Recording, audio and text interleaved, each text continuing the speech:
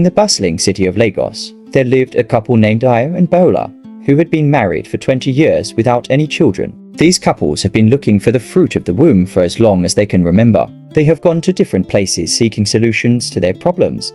They visited the best hospital in town, went to the most popular miracle churches, and visited the strongest native doctors and traditional herbalists. Yet they remained childless. There was no name. Bola was not called by the Ayo family.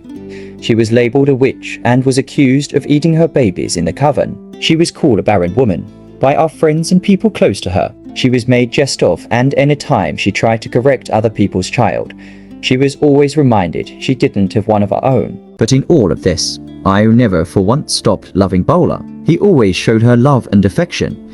He was a source of joy to Bola. Ayo was never bothered he didn't have children. Even when his mother suggested he take another wife to bear children for him, he refused. He was so in love with Bola, and his mind believed there was more to marriage than giving birth to children. But even with all of Ay's love and affection, Bola was never fully happy. Ayo was a very rich businessman. Bola had everything money could buy.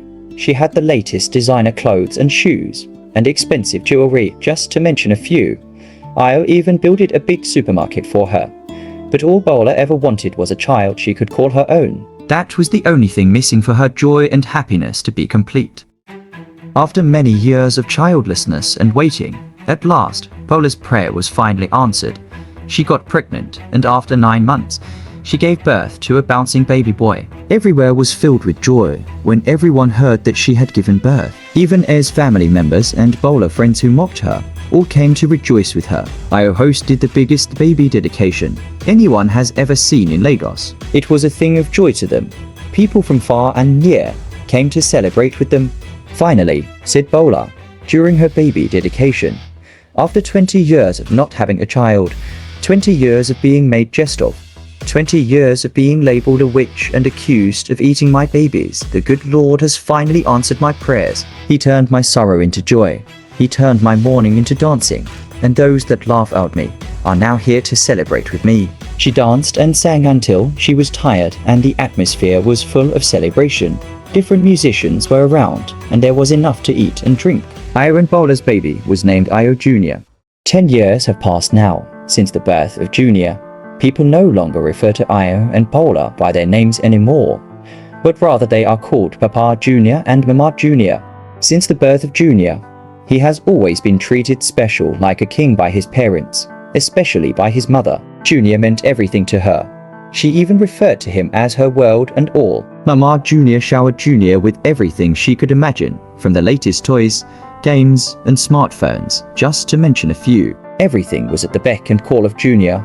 Anything he wanted, no matter the cost, his mother would always provide it for him. Junior was well taken care of. He was pampered by his mother. Junior did not know what it meant to suffer. He got anything he desired. Mama Junior never allowed him to do anything. Never allowed him to sweep the house or wash dishes. Never allowed him to wash his clothes. Practically never allowed him to do minor works that children his age were allowed to do. Junior was indeed living a life many admire. Although Junior was pampered by his father, Papa Junior always made sure he never overdid it. But the same couldn't be said for Mama Junior. She spoiled him rotten. She gave him everything he requested, never disciplined him, and always praised him, no matter what he did. The only person who ever made an effort to correct or discipline Junior whenever he did something wrong was Papa Junior. But whenever Papa Junior tries to correct Junior, Mama Junior will always stop him. She would always say, "Don't touch my only child. Don't discipline him at all. He is the only child I have. Do you want to kill him for me?" She will always stop Papa Junior from carrying out disciplinary action against him.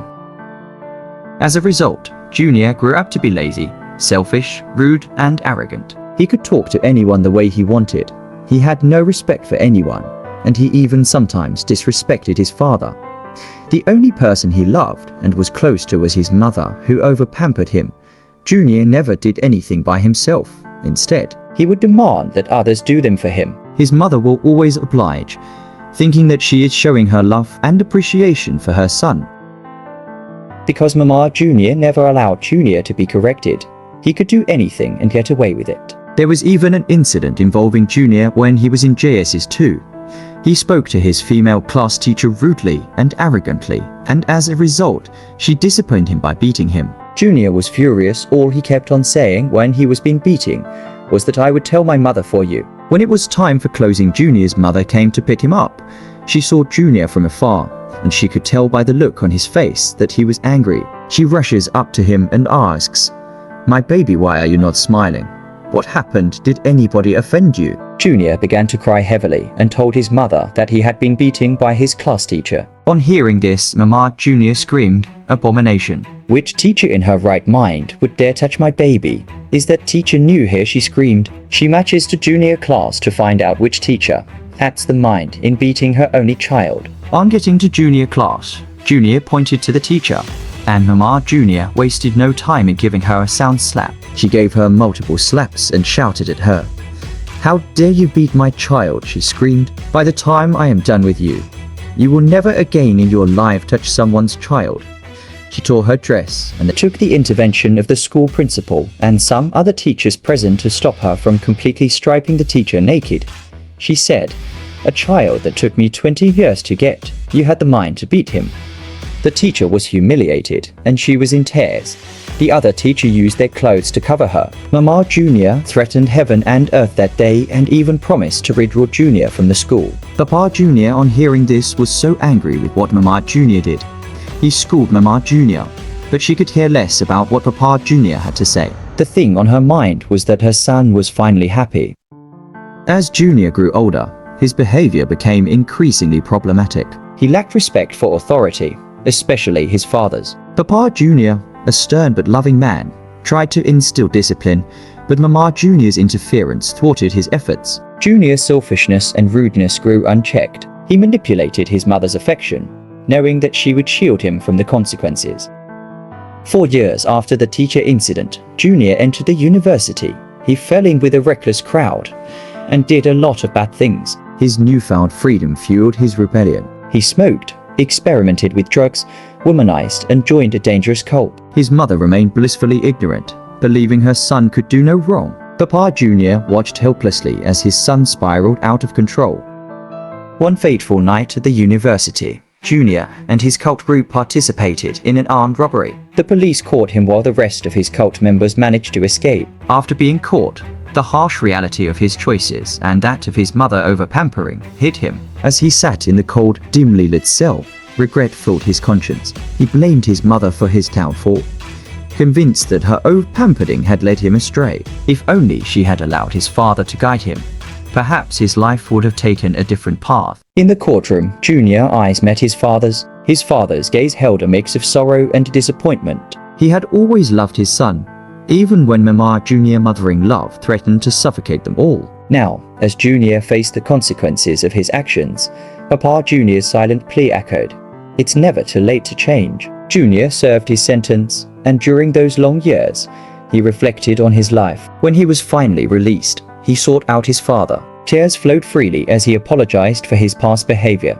Papa Junior forgave him, and together, they rebuilt their fractured relationship. Mama Junior too learned a painful lesson. She realized that love without boundaries could harm more than protect. She vowed to change, to let Junior find his way, even if it meant facing discomfort and disappointment. And so, in the heart of Lagos, a family once scarred by overindulgence, but ultimately redeemed by love, forgiveness, and the wisdom to let go. Junior's journey toward redemption had begun, and perhaps, just perhaps, he would find a better path, one guided not only by his mother's love, but also by his father's firm hand and unwavering love. Hi guys, thanks for watching this video to the end. I appreciate it. If you find this video inspiring and entertaining, please like, share and subscribe to my channel. I will be dropping more entertaining and inspiring videos like this on this channel. If you don't want to miss out on those videos, then click the subscribe button now and turn on the notification to be the first person to see those videos. Thanks for watching. See you in another one.